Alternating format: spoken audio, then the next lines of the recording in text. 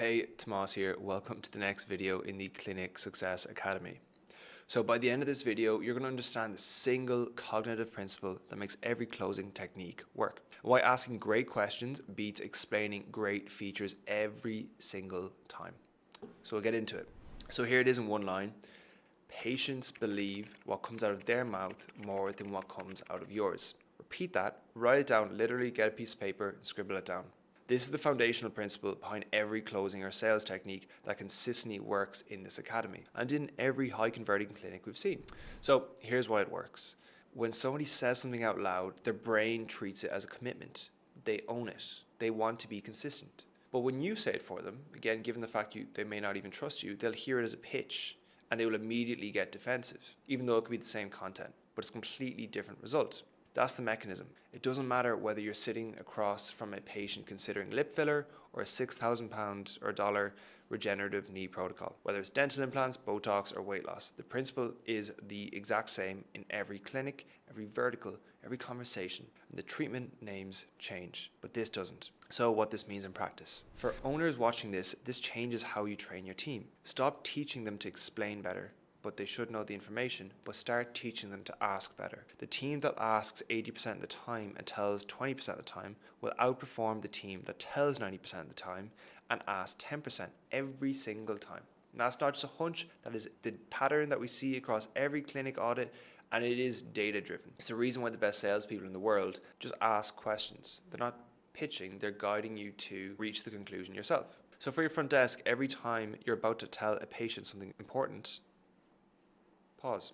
Ask if you can. Here's the same insight told versus telling. Telling, most patients see results in 2 weeks. The patient hears a sales claim. They add it to the mental pile of things a clinic has told them to get their money. However, if we're to ask, when you've had treatments like this before, how long did it take to notice a difference? And the patient hears their own experience surfacing. They answer from a place of truth. Now they will own the answer. The expectation they set is theirs, not yours. It's the exact same information, but one will convert the question, the other will not. The statement. Again, this principle is the spine running through multiple frameworks you'll see in this series. The 3 C's of phone work. Third, being curious. Being curious means asking and not narrating. The failed to open pivot is built on 2 questions, not 2 statements. The patient disqualifies their past attempts in their own words. I'll say that again. You want the patient to disqualify their past attempts in their own words, so you don't have to. Now, in the discovery questions module, which is running from and running to, is entirely about getting the patient to articulate their own pain and their own picture of success before you offer anything.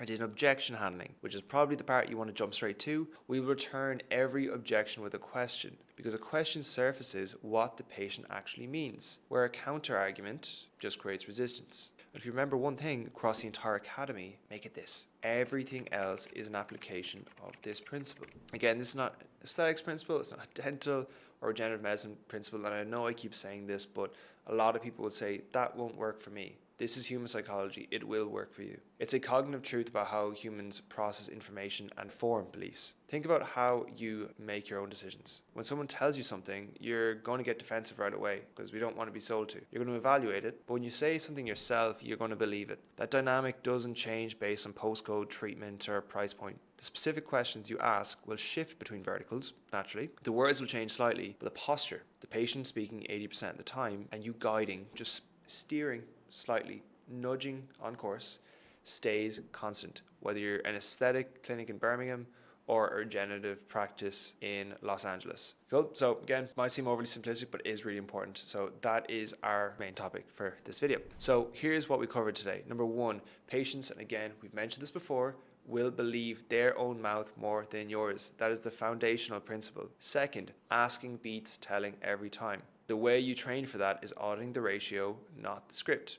I always say everything in life boils down to quality relationships, platonic, business, romantic, family, whatever it is. I can guarantee anything we're saying now probably will translate to your other relationships too.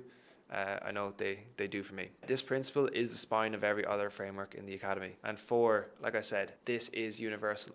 People love the sound of their own voice. I think it's the book How to Win Friends and Influence People. One of the principles in it was person's name is the sweetest sound in the world, but also people, love the sound of their own voice. So give them the chance to do so and just steer it. It's like those bullfighters in Spain. You just guiding them. And as I said, this is universal. every vertical, every consult, every time. So for the next 24 hours, an easy way you can implement this is every time you're about to tell a patient something important, I want you to pause and see how you can convert it to a question. You don't need a new script, just catch 3 moments today where you normally tell and ask instead.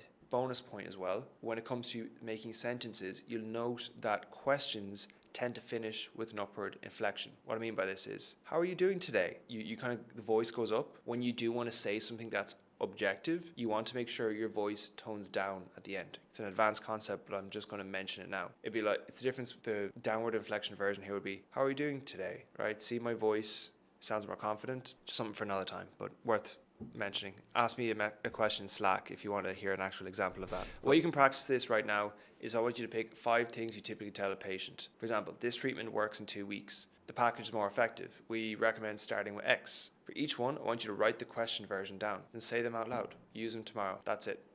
I'll see you in the next video.